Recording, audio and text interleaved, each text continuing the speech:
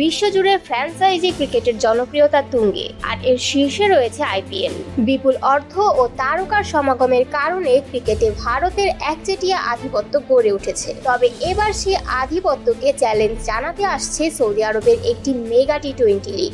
অস্ট্রেলিয়ার ক্রিকেট প্রশাসক নীল ম্যাক্সওয়েল 1 বছর ধরে এই প্রকল্প নিয়ে কাজ করছেন। সৌদি সরকারের মালিকানাধীন ক্রীড়া বিনিয়োগ প্রতিষ্ঠান SRJ স্পোর্টস ইনভেস্টমেন্টস এতে বিনিয়োগ করছে $50 কোটি, অর্থাৎ প্রায় 6,000 কোটি টাকা। পরিকল্পনা অনুযায়ী বছরে 4টি ভিন্ন দেশে লিগ আয়োজন করা হবে, যেখানে পুরুষ ও নারী উভয় টুর্নামেন্ট থাকবে। ফাইনাল হবে সৌদিতে। সৌদি ক্রিকেট কর্তৃপক্ষ ইতোমধ্যে আইসিসির সঙ্গে আলোচনা শুরু করেছে। তবে এই প্রকল্প বাস্তবায়নে বিসিসিআই, আইসিসি ও ক্রিকেট অস্ট্রেলিয়ার সমর্থন দরকার হবে।